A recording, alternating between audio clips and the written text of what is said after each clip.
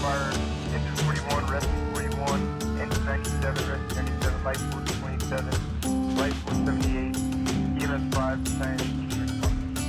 Chuck, it's good to be back in here. And I know there's some new guidelines. We're social distancing right now. Yes, we are. Which is very safe, but I have my mask in hand as I'm getting ready to walk through the museum. Let's talk about some of the things that you guys have going on here to have people come and enjoy themselves. Absolutely. We have been extremely successful with our campaign to keep our patrons safe. So we changed our hours, Brad. We're now open on Tuesday through Saturday from 10 a.m. to 6 p.m. Yeah. And people seem to love the extra hour in the afternoon to get here. And we're seeing about 50 folks a day here. Now that's 50 spread out over 8 hours. So it's nice, it works out quite well for our social distancing. And we have a cleaning station outside before they come into the museum. We have masks available if they need them and cleansing supplies. And we're also disinfecting the museum all day, every day. Yeah, and the thing is, and I'm gonna go ahead and say this, but you probably have more volunteers than anybody around to make sure this place is, of course, safe and clean and everything, because you have a lot of retired firefighters who've been using their time to come in here and make sure this is available for the public to check out. We do. To supplement our staff, we have actually 45 retired firefighters and some even current active firefighters that love this place and love fire equipment and our fire history so much that they're helping us preserve it, and we appreciate them each and every day. Okay, can I tell the secret? Can I go ahead and, Chuck, can I tell it? You can tell it. Okay, air conditioned.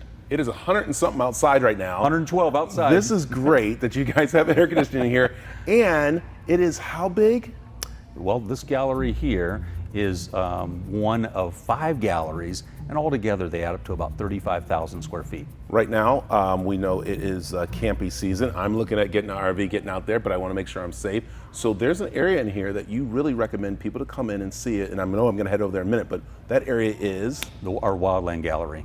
And the Wildland Gallery has a truck in there that's absolutely beautiful, gifted to us from Gene Autry, which is an amazing thing. So it has a little bit of Hollywood attached to it. But you'll love it. It's the only other Wildland Museum gallery other than Missoula, Montana. So a museum within a museum. I like it. Okay, again, the hours and days? The hours are from 10 a.m. to 6 p.m.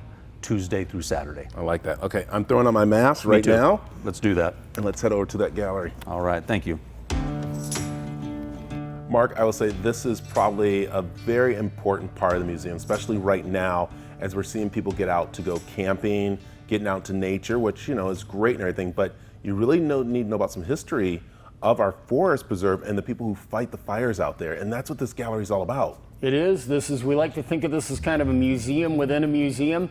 This is our Wildland Gallery. Wildland firefighting is a whole different technique and breed of firefighting than fighting fires, structure firefighting, as they say, houses and buildings and so forth. It requires a different set of skills. It's very, very hard work. It's very, very dangerous work. And the men and women who do it, we owe them a great, great debt of gratitude because they look out for one of the wonderful resources in this country, which is our national forests and wildlands. But they also look out for us, for our safety, because wildland firefighting sometimes threatens ordinary citizens here in the United States and actually all around the world. And so it's really become essential, and it's not the same thing as you picture a firefighter with a hose spraying a fire in a house, on a burning house or something like that. It's a whole different set of skills, and in some ways it's not as romantic or glamorous looking. It looks like guys with, hose and rakes and shovels digging in the dirt, but it saves lives and it saves forests. Yeah, firefighting started how far back? Wildland firefighting like this, yes, that began in the 1930s. Well, I mean, it went back before that, but you used to have to walk in, sometimes for days, to get to the wildfire. When they started to try to parachute guys in, that was in 1937. Yeah. And that was what they called the Smokejumpers.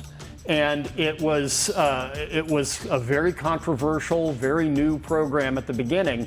But boy, I'll tell you, those guys will tell you that of all the tools they ever invented, the two that changed firefighting the most were probably the airplane and the chainsaw. Yeah, and you have that part of this museum area around here, which is so amazing, because over there is one of the suits, which was for the Smokejumpers, which is very interesting. Yeah. And that's so important for people to come in to see the different things that go on here. Then you start to think about when you go out into the camping world, how to be much safer out there. Boy, we sure hope so. We sure hope that that's what people get. Yes, you're absolutely right. That guy is our hot shot, and he was a guy who would come into the fire and attack the fire from the ground.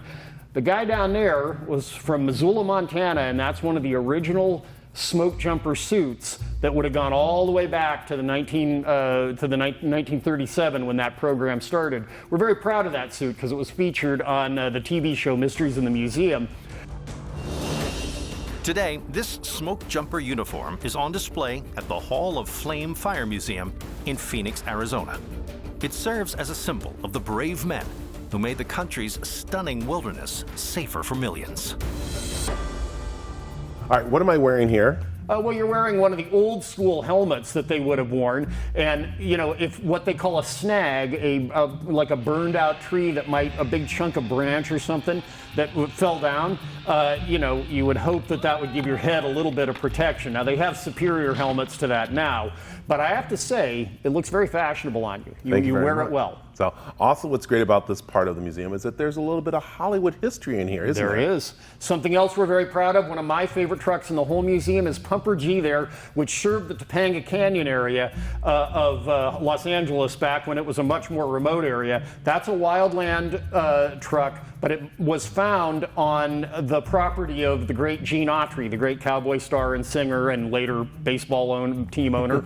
He brought it to us years ago. He had just found it kind of wrecked on his property somewhere, and our beloved restorer Don Hale restored it to its former glory. And when I guess when Gene came back to see it dedicated, he saw what a good job Don had done. He kind of wanted it back, but he didn't get it back. He did. And he's not getting it back. This is good. Yeah. All right, Mark, we are social distancing right here, and I know I talked with Chuck about. Yes, and that's what we want to do outdoors and be safe and everything. But again, when you come to the museum, they want you to wear the mask. They want you to pretty much be in your group. But you guys are here to talk to them, and I love it where they do have it where, you know what, you can go online and find out more and do stuff, which is really cool. But this is a very important area, especially right now, as we have those men and women who are protecting our forest out there so we can enjoy them. Absolutely. So, Mark, thanks. Thank you.